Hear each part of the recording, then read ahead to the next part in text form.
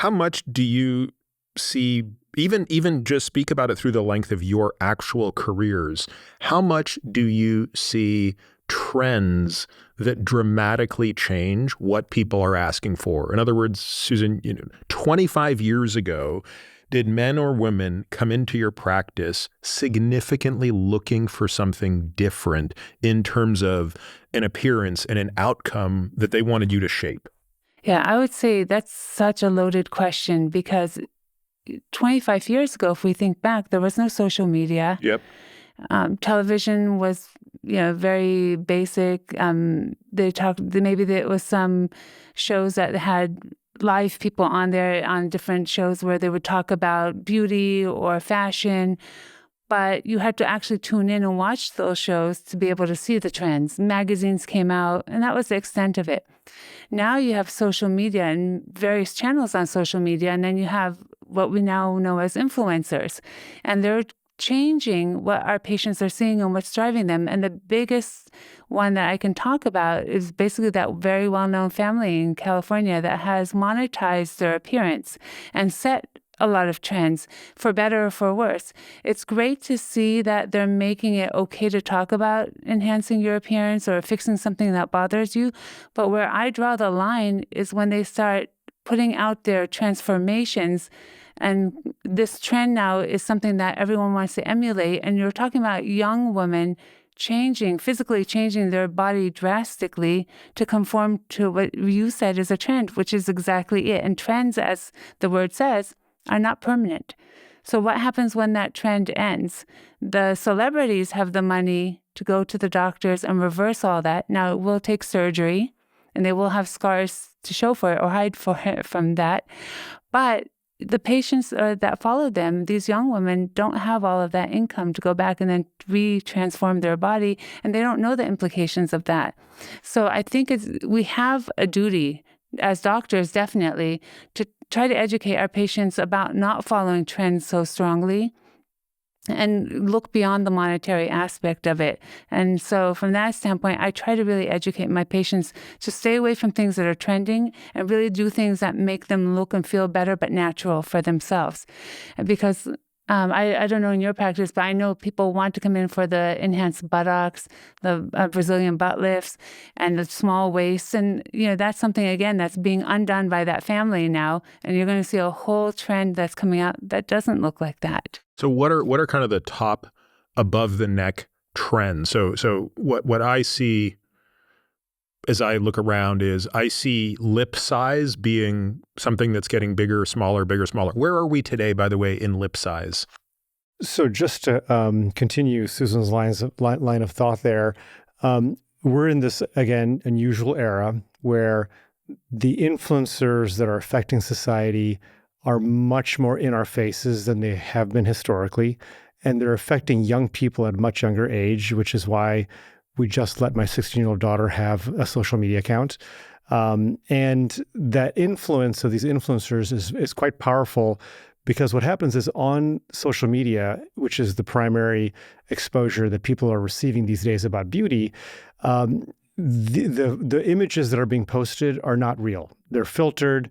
They're unrealistic exaggerations of some of those three original factors that we're talking about: the symmetry, proportion.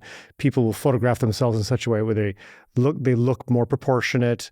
They will, they'll pull their jaw in a certain way to make their proportions look better. Someone has to teach me how to do this because anytime I see a video of myself, I'm like, that is the worst looking thing I've ever seen. I need to learn these tricks. You need a 20-year-old.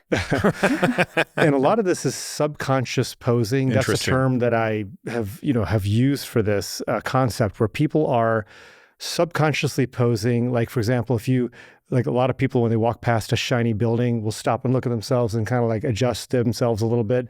By the way, is that new or is that something we would have always, in other words, did our ancestors walk by a stream where the water was still and look at themselves? Not that we can know that, but possibly, I think so. But I think it's becoming so much more exaggerated now, to the point where we can, confidently state that social media influencers are selling exaggerated forms of beauty ideals, like the sexual dimorphism. So we talked earlier about like larger lips or bigger eyes.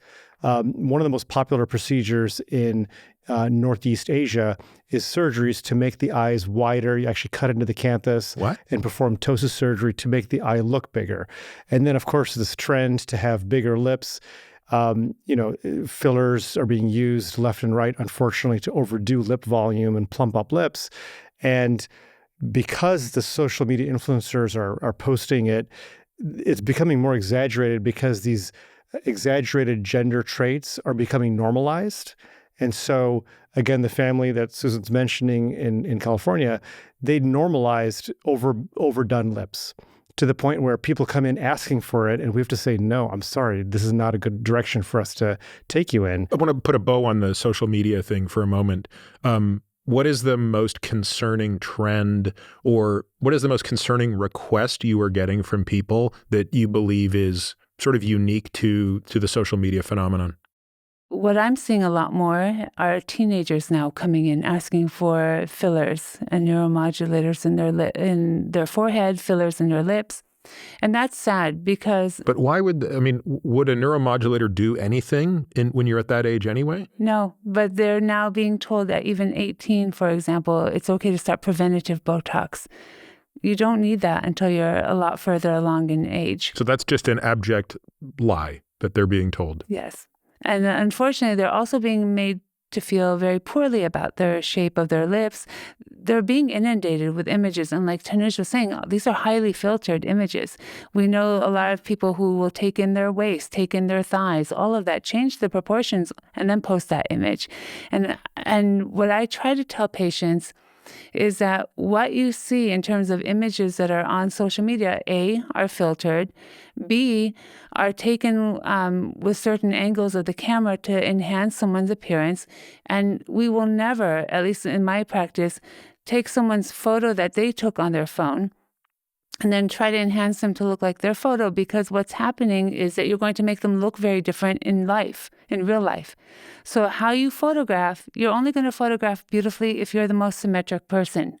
And that's why even the most beautiful model in a photograph, if you look at them in person, they're very pretty. But you wouldn't think that they're supermodels sometimes. But when they photograph beautifully because of their symmetry.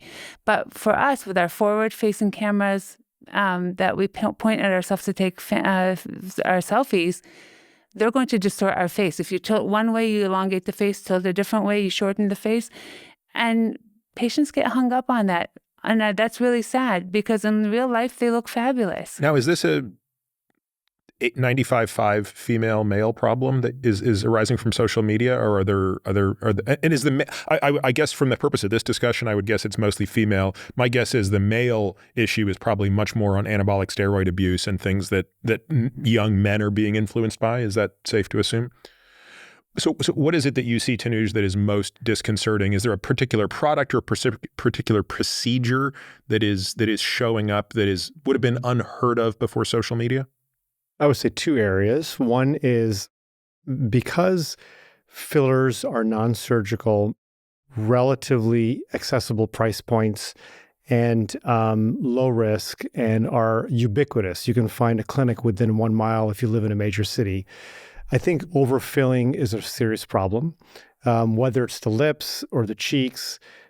Over volumization has become an epidemic, and it's a serious problem, not only because it looks exaggerated and distorted and strange, but even when, as a facial surgeon, I go in to perform surgeries, I will find that filler has disrupted normal anatomy.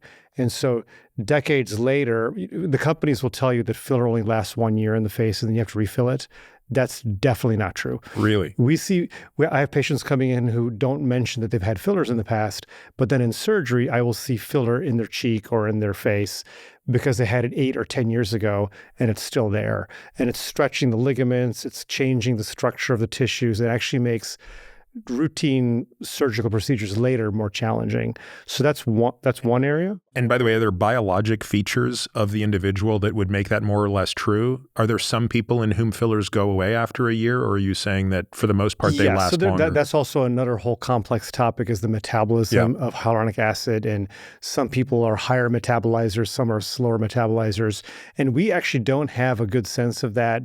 We have some general concepts just based on experience, but there's very little science on that. We can't really predict who's going to be. So one doesn't know. One really doesn't know. Okay, and I'm sorry, you were going to get to a second point. Yeah, no. The second point is from a surgical standpoint, there is a trend right now where people are asking for this high-arched brow effect where it's hyper-exaggerated. The tail of the brow comes up very high. It's called a snatched look.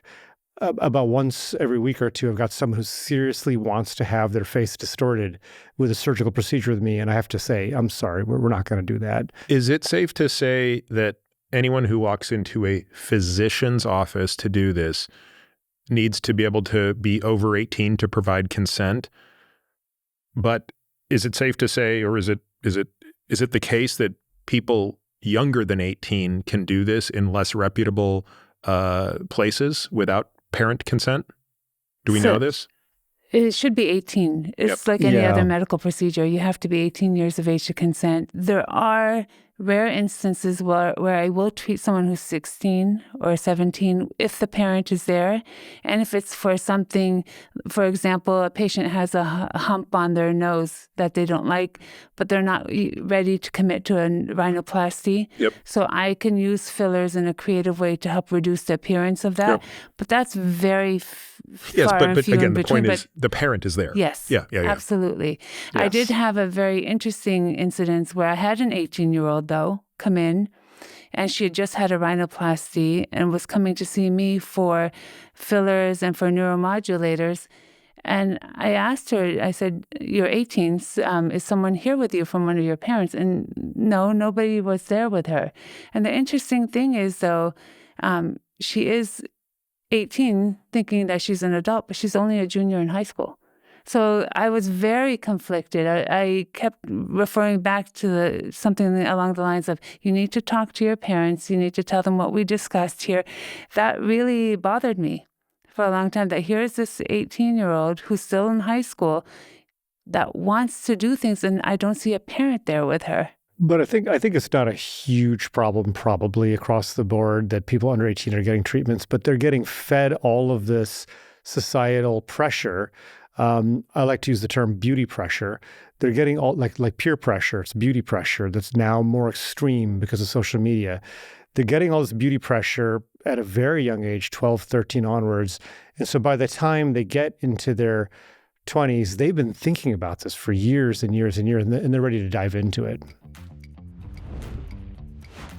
I'm Peter Attia. This podcast relies exclusively on premium subscribers for support, which allows us to provide all our content without taking a single penny from advertisers.